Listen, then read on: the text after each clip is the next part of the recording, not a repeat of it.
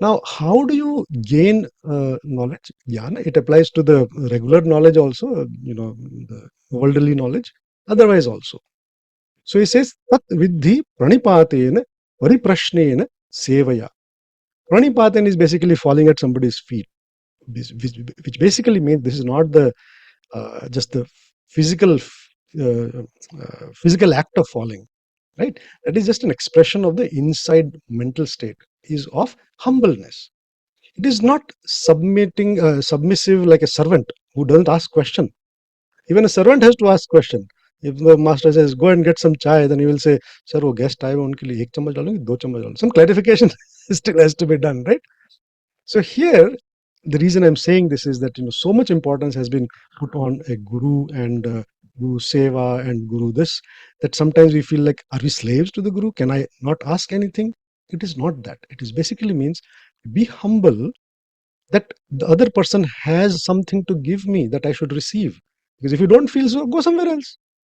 So if you choose some person to be the guru, then have the humbleness to say, okay, whatever you say, I will at least first listen, try to understand, and then pariprashna. If I don't understand, I'll ask you question. Right? So it is not saying don't ask question. It's very, very important. No superstition is here. Right? And the guru sometimes may, say something that is not perfectly correct, or maybe you didn't understand. That is also possible. Every level of guru is there. So when you approach with humbleness and you make sincere inquiries, not questions just for the sake of asking questions. Since all of you are in academia, sometimes you will see that in the class, nobody asking any question, and then you will say, what is this? Nobody asking a question. You don't have any question. Then somebody might ask just for the sake of asking so that the teacher doesn't feel bad. So they will ask some very stupid question that is not even worth asking. A guru, a teacher is not at all happy with that you're patronizing me. You're just trying to ask me questions so I feel happy. So don't do that. Sincere questions. Do your homework. Whatever you have to understand, whatever to learn, whatever has been told to do this, practice this, and then come with that. And sevaya. So seva is basically the best reason for doing seva. Seva is basically helping somebody else, doing somebody else's instructions or whatever. Is the best thing is so that it kills your ego. The biggest impediment to knowing is ego. If your student thinks, oh, this teacher doesn't know anything, or this whatever or not, even if you are telling the truth, even if you're reading out the textbook, the students say, no, no, no, this teacher doesn't know anything. So even if you tell the textbook, they will not agree with you, right? So a student who does not have, who has an ego, I know better, I have done this, they will not be able to receive the knowledge that you're giving in the class. Whereas another student who has this bhava that no, I don't know, and I'm here to learn, and this teacher is a good teacher. The same things you're saying, there are two students, one is with the ego, he will not understand or benefit from what you're saying, right? That is what is meant. And when you approach such person with these three things, that person will help you in the path of jnana. Now, the method of gaining jnana. So this is just the preface to, we are coming to the self and other things that are there. But it's a little important to know what is the preparation for Gyan Yoga. So we saw that humility is there, which is basically Shraddha, which is actually Pranipati, that's what it says, so falling at feet. But what it means there is Shraddha, right? And inquiry, it has to be genuine inquiry. Service also we saw. And what it basically is saying, the right attitude you should have towards learning, which will help you grasp. Now, after that, he says, Yat Nyatva na punarmoham eva yasyasi pandava. After knowing this, the true knowledge, you will never have punarmoha. You will not have moha again. Now, what is moha? Anybody wants to type in the chat, what do you understand by moha?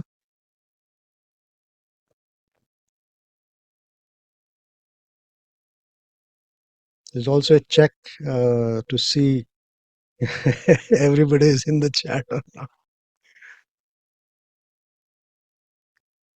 Okay, so I'm seeing attachment, desire, craving. Moha actually is incorrect thinking. Okay, moha is not attachment. Attachment is sangha, right? Asakti. Moha is muhyati, muha dhatu. Muha dhatu means your thinking gets clouded. you're not able to think clearly or correctly. That is moha. So once you know this knowledge, there will be no moha, there will be no incorrect thinking. Because once you know the right answer, you can't unknow it, right? So suppose there is a question in the exam and you solved it, but you didn't get the right answer. Once you're told the right answer, you're not going to go and pick up the other incorrect answer. So moha is incorrect thinking. Now, what is the biggest incorrect thinking? To think that this body is mine, this person is mine, this is my father, my mother, my son, my wife, my husband, my job. That is the biggest wrong thinking. Okay, this is very important point here. Please understand this. Moha does not mean attachment. That is in Hindi or other Indian languages. In Sanskrit, moha means incorrect thinking. Kama, Krodha, Lobha, Moha, Mad, Matsar. They are the 6 enemies. Now, the reason moha is called attachment is because attachment is the biggest incorrect thinking. Okay, I hope this one is clearly. No, it is not myth and all. It's not illusion. It's incorrect thinking. Okay, illusion is the Maya. So, yat gyatva na punarmoham evam yasyasi pandava yena bhutani asheshena rakshasi atmani atho mai. Okay, so after this knowledge, you will see everything, every being in yourself and in me. Okay, and we'll see what is it in yourself and in me. What is it? Is I and me the same thing? So there is a permanent transformation when you get the true knowledge. And true knowledge actually is not adding as much as it is removing, because we have gathered incorrect thinking over our lifetime, because we have been just like an animal. We have been driven by our biological self, by the senses. So yeah, we are smart enough to do this or do that, teach and study and get a degree and create tools and science and all that stuff. But the average person, even today, even if they're the smartest of the phone, they are still driven by the physical, biological things, aspects. They're not thinking beyond, like, what is the big picture? And it is expected, because the quantum physicist or the astronomer might be thinking about, the entire galaxy of so many is the same thing. But normally we don't even see two people as the same thing. So that is understandable. But the true knowledge, when it comes, it removes the wrong knowledges you have accumulated. That's all it is doing. The wrong knowledge meaning, in a smaller context, that is correct. But when you want the bigger context, what small knowledge you have is actually wrong. And what does it mean by an example of this? Is a very classic example in the Shastras given is the uh, snake and rope illusion. So suppose there is a rope coiled up and in a dark corner or a shady corner, there not much light. You go into the room, you see that coiled rope. Actually, you see a coiled snake, and then you get scared. And then your eyes adjust and you see, oh, it's just a rope. It is not even moving. Then you see, oh, okay, it is a rope. Maybe you, turn on the lights, right? Then you see it is a rope. After that, you don't see a snake. So this is called adhyarop apavad or adhyarop, and it is a technique used in spirituality where you bring in some attributes that are understandable. Even to the Brahman, which is beyond any qualifications, you bring some qualifications so that we can understand. And then one at a time you remove. So this is a technique of teaching also. In our case, what it's saying is that earlier our limited knowledge is that we are seeing a snake. When the light of knowledge is turned on, we actually see that it is a rope. So that is what is removing the thing. You still are seeing that there is something, right? So it's not that your knowledge is to be completely removed. It has to be corrected, right? So that is what the true nature of true knowledge is. And it says that when uh, when the fire is burning, very big fire is burning, dhak, dhak, dhak, dhak karke, no matter how many logs of wood you put, or the fuel you put, it will burn everything, and everything will turn to ashes. And it says that the fire of Jnana Yoga or Jnana is Jnanagni Sarva Karmani Bhasmasat. That is what it does. And again, what does it mean? It does not mean that we don't do karma. Please remember that one. It means that once we have the Jnanagni in us, we will do all the karma without attachment. They will not bother us. We will still do them with perfection at the best of our ability, but they will not bind us. Now it says also that this Jnana Yoga also is accessible to everybody. Jnana is accessible to everybody. So anybody, and we all have, brains and thinking ability and all. Some have more, some have less. That's a different story. But what is the difference? It is available to everybody. But is everybody available to receive it? That is the main thing. For example, nobody is preventing you to run a marathon of 26 miles or 42 kilometers or whatever, right? You are allowed to. You have legs. Please go run 42 kilometers in 3-4 hours or a whole day. It is open. But are you qualified yet? Do you have the prerequisites? Have you, done enough practice? Are you eating good? Are you sleeping good? Are you, in fit physical health or not? Those are the readiness requirements. So even though Gyan Yoga is available to everybody, it's not that, oh, this person is not an adhikari, one should not like that. But do you have the prerequisites? Have you prepared yourself to receive? For example, there is a mirror and it has got a lot of dust on it. So when you stand in front of it, you can't see properly. So it is not that the mirror, is not allowed to reflect or anything, but is the mirror without the dust? At least you have to remove the dust, you have to prepare it, and then it will reflect everything perfectly, right? So something like that, preparation. And then it says that nahi jnanena sadrisham pavitram vidyate. There is nothing more pavitra than jnana here, right? So again, the reason is, that this will change the way you look at things, and that will change the way you do your karma or you do bhakti and all those things. So Gyan is at the foundation. And again, please remember, all three are important to everybody to varying degrees. So somebody might have Gyan Yoga as the main approach with some karma and bhakti. Somebody might have karma as the main approach with some Gyan, like that.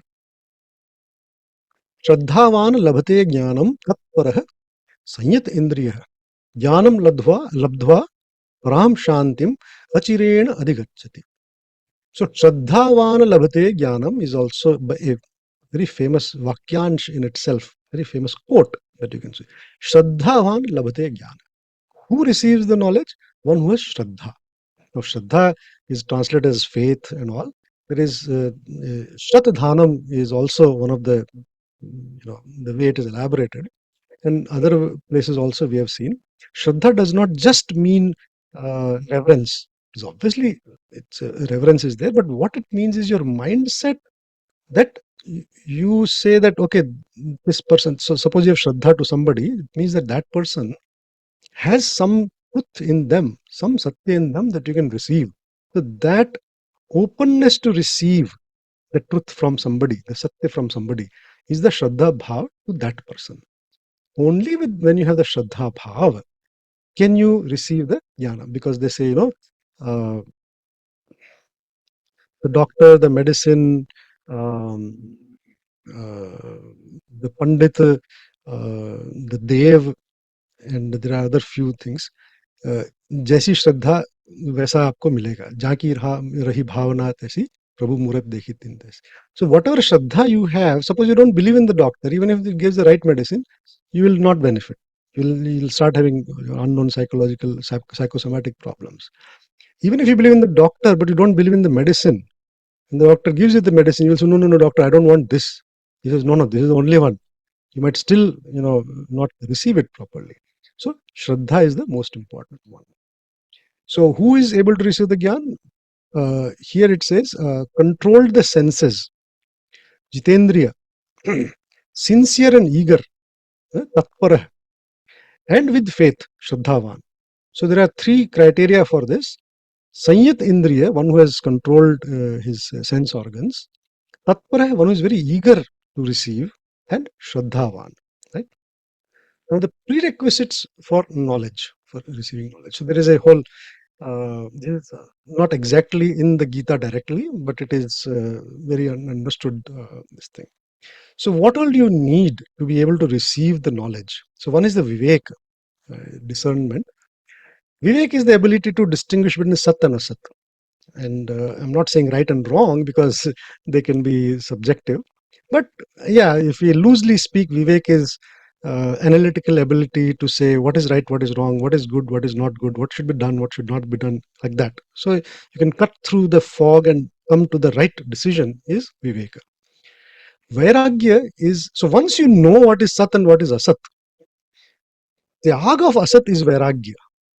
Okay, so you say, okay, I know this is good, this is not good. So drinking too much or not exercising is not good. So now you have vairagya for that. You have vairagya for drinking. You have vairagya for not exercising, like that. Then shat sampatti.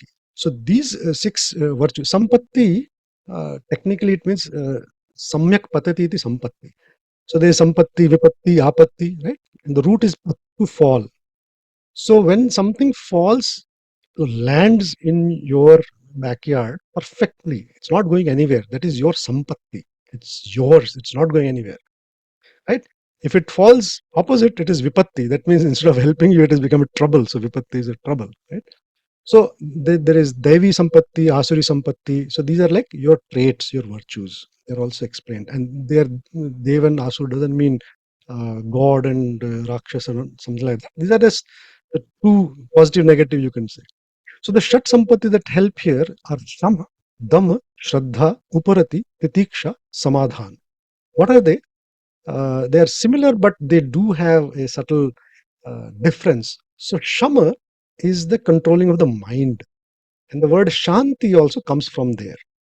So Yoga Chitta Vritti Nirodha, Patanjali's first sutra, says what is yoga? Chitta Vritti Nirodha, to stop the variations of the mind. So the mind is moving too much. Can you make that mind stable? That is what the main thing is. So when you control the mind, that is Shama. So what does it mean in practical sense? Suppose you like to, maybe I don't know. You can take any example. Somebody likes to eat too much sweet and they've got diabetes. Somebody likes to drink too much, or somebody likes to play or gamble or whatever you can think of. So Shama means to not think of that addiction, whatever you're addicted to or whatever the distraction is. So you stop thinking about that. People will be sitting at home. Suppose, somebody has diabetes or somebody, doctor said you cannot have this at all. They're not having it, but they're thinking about it and feeling miserable. So a diabetic person is thinking about eating rasgullas and feeling miserable. So stop thinking about it. That is the Shama. Now the second is Dhamma. Stop your senses, control your senses, so that stop seeing a gulab jamun. So if you go to a dinner, you just skip the dessert table. Don't even look at them. So when you don't even look at them, the thought will not come, and then your distraction will not happen. So Sham is you control your thoughts. Dham is you control your senses. Shraddha is faith. We saw that reverence and openness. Uparati is the when you realize the uselessness of this and all. So you say outer things are not that important. Yeah, food is important. Nobody is saying to reject every this thing. So Uparati is when you have had enough. So for example, let's take the example of sweets only. So first you stopped thinking about sweet, then you stopped seeing sweet, so you'll try to avoid the situation of confronting a sweets. That itself you're avoiding. You don't even go to the ice cream shop, you don't even go to the dessert table, like that. Then you slowly have this disinclination towards sweet. Titiksha is in the Hindi word tikha. From there it comes and it means pointed. Tiksha is pointed. So mirchi also is tikha and hot, we say. That is because it feels like somebody's piercing our tongue with the sui needle. So titiksha is bearing hot and cold for the body, joy and sorrow for the mind. So ups and downs of the body or the mind, you can bear it. You don't, uh, vichalit nahi hote. That is the titiksha. Samadhan, we understand in normal word also finding a solution. So the samadhan is the prakriya, process of thinking deeply and coming to a resolution. that this is the final solution. So these 6 virtues also you should have. What does it mean? You have vivek. You say, yeah, I am very smart, I am very knowledgeable, brilliant, high IQ, I can do it. But you don't have shama, you can't control your thoughts. You don't have dhamma, you can't control your senses, right? You don't have titiksha, you very quickly, get disturbed by things. If that be the situation, you cannot, go on the path of Gyan Yoga at all, no matter how beautiful brain, best brain you might have. But you also need the other things. Then you need mumukshutva, mokshita. That is that you mm, desire to actually be liberated from your sorrows. Now, moksha is not after death you will go. No, no, that is, you don't have to wait till death. Moksha is munch dhatu, that means to release. So you are released from the bondage to the karma, to the phala. That is moksha. That's it. Vaikuntha is not after death. Vaikuntha means vina kuntha. When you don't have any frustration, you are already in Vaikuntha, the Nivas of Vishnuji, with this body. Okay? So similarly, if you don't even desire to stop your sorrows, stop the klesh, dukkha that happens, because nobody wants moksha from sukha, right? If everything is going according to us, nobody wants to stop that. So if you don't even want, then you will not get this knowledge, right? And then there is a threefold approach. So one is you have to do Shravana, which is earlier it was Shravana because reading was not that much. Everything was transmitted orally. So that's why they say Shravana, but here it means studying, learning with the teacher, with some good books. Ultimately, books will have a limit, and then you need, for much more subtle things, you do need a living teacher who will tell you better. So Shravana. Then Manana. Whatever you hear or study, you have to contemplate on that. And then reflection. And then you have to go deep into that. Nididhyasa. So that is where you will actually find the solution out of it. Now, if you learn, but you don't do reflection, swadhyaya, if you're not doing it on that, reflection, manan, then it is just a belief. You just added some facts to your life, big deal. Or you're just believing in it. You don't understand it, but somebody said, so okay, fine. And if you don't do deep contemplation, then all your knowledge is just theoretical, right? And if you don't have proper foundation, preparation of the mind, you will not do proper contemplation. So that is how the thing also goes. Now, what are the primary obstacles to all this? So he says that if the one who is ignorant, faithless, and always doubting, agnya, ignorant, ashraddhanam, that is the faithless, without shraddha. And sanshayatma is the doubting mind. Now, what does doubting mind mean? Doubting mind doesn't mean that you don't ask questions, right? No teacher would like that. No student is asking any question. Everybody is just zip mouth and silently listening. No teacher would like that. But if you keep on asking why all the time, then believe me, trust me, wait for some time. Your question will be answered. Just hold on, listen, right? That's what a teacher would say. Wait for 5 minutes. It's coming. So if all the time one is doubting, then also one cannot get jnana. And then there will be no happiness, and that person perishes in both worlds. In the sense, in this world, without faith and without all the time doubting, that person is all the time nervous, neurotic person, doesn't believe in anything. And after also, because there's no faith, they didn't get any jnana, they didn't do any karma properly, the other world is also gone. So both worlds, they will lose. Now, samatvam and jnana, if you have these two, then your karma becomes non-binding. Yoga sanyasta karmanam, jnana sanchinna sanshayam.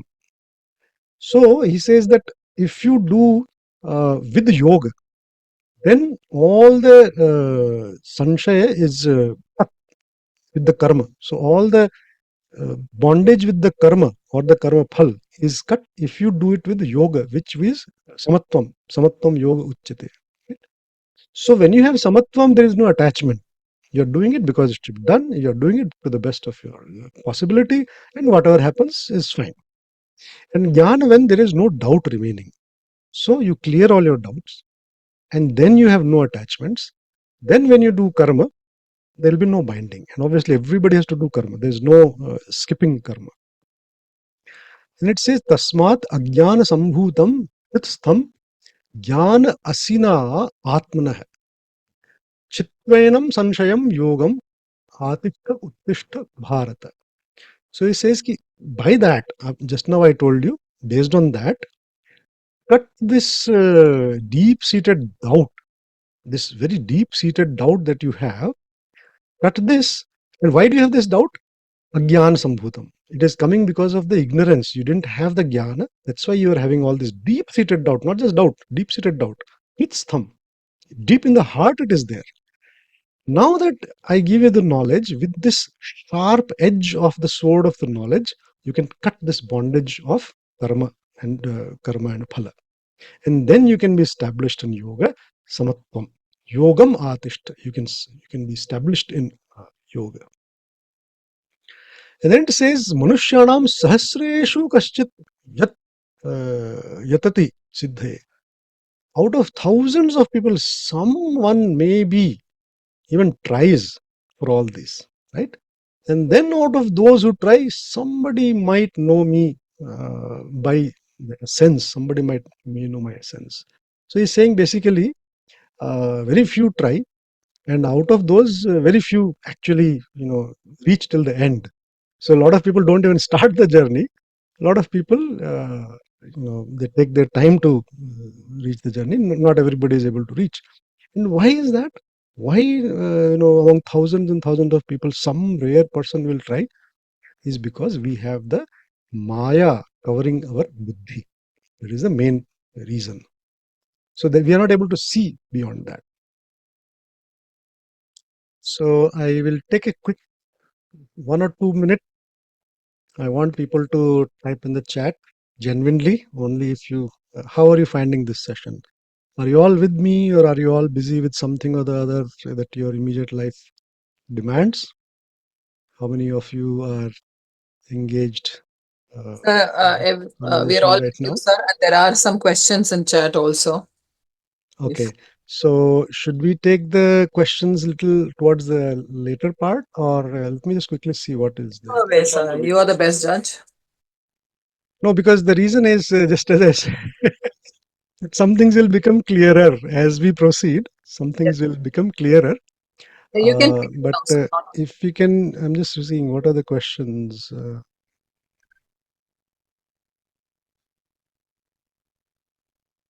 Okay. Okay. So let's proceed. I think there's another half an hour before the break. Yes, sir. Yes, sir. 12. Okay. Yes, sir. Okay. Okay. So let's see if we can finish this section also. Yes, sir. So now we are on the detachment part of it. No, where are we? Detachment. Yeah. So these some of these shlokas we already saw in the last session. That was on karma, and there we said that there is a thought process that goes behind karma that will make it better. So I'm not going to spend too much time. It was already covered in the Karma Yoga Part 2 on 11th February. So we said that you only have control on the karma, not on the result. It's not that you don't have rights on the result. Yes, you have, and you will have to get the results. The phala will come to you. And the whole idea is to avoid the phala attaching to you. That is the whole idea. Then the second one was samatvam. Yogastha kuru karmani sangam tyaktva dhananjaya. So being of a stable mind, you do the karma and detach from the fruits. Sang is the attachment here. Samatvam yoga uchyate. Being same in siddhi and asiddhi, success and failure, if you're same, that is when you have yoga. The mind should be same. It should not get disturbed because somebody is very happy when they, so somebody sitting for the exam. If they pass with great numbers, they're so happy. If they fail with, or they pass with low numbers or they fail, they're very sad. You should get beyond that. What if you didn't even take that exam? Then you had no problems. So give the exam as if you don't care about the results. Does not mean you reduce the effort. Remember, right? And then we again saw this yoga karmasu kaushalam, which again means that it does not mean yoga is excellence in karma. It says among all the karmas, the way of yoga karma or the way of doing karma with samatvam, the yoga samatvam, right? That is the best way of doing karma. So it is not that yoga is excellence in karma, but among all the karmas, the yoga way of doing is the best. And we also saw that only yajna liberates. So there are two types of karma that you can do: yajnartha or swa-artha. So something you're doing it for your own purpose, or you're doing it for the greater good, the society, the family, the community, whatever your greater is. So only the karma that you do for the greater good, yajnartha, only they will liberate you. Everything else will bind you, because you will have the fruits, the attachment to the fruits. So then Krishna says that what is the option? Offer everything to me. So Mai Sarvani Karmani Sanyasya. Everything you just give it to me. And Nirashi Nirmama Bhutva. Now these words in Hindi will shock people. Be Nirashi, that no Asha, and Nirmama. So in Sanskrit we have to understand them very clearly. Asha is when we have some hope, we have some expectation. That is what is attachment all about. So he says be Nirashi. Nirasha doesn't mean giving up. Giving up the attachment, not giving up the effort, not giving up the karma.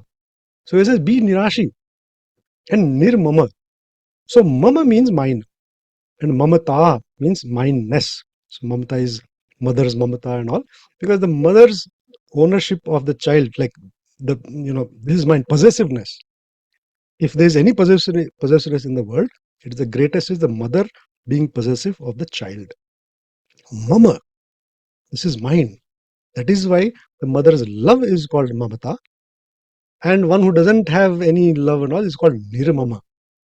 But in Sanskrit, it is very good. In spirituality, nirmama is very good. You are saying, this is not mine.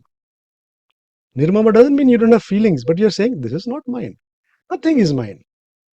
Right? So, nirashi nirmama bhutva. So, offer all the karmas to me as if you're doing it for me, and then just do.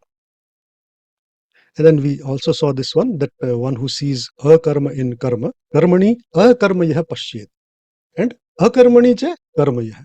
So you see akarma in karma means, when is it a karma to you? When the fruit comes to you. When you are attached to the fruits, you do the karma and you get the phala. But if somebody else is doing the karma, they are getting the phala, you are not getting their karma's phala, which means that for you it is a karma, you didn't do it.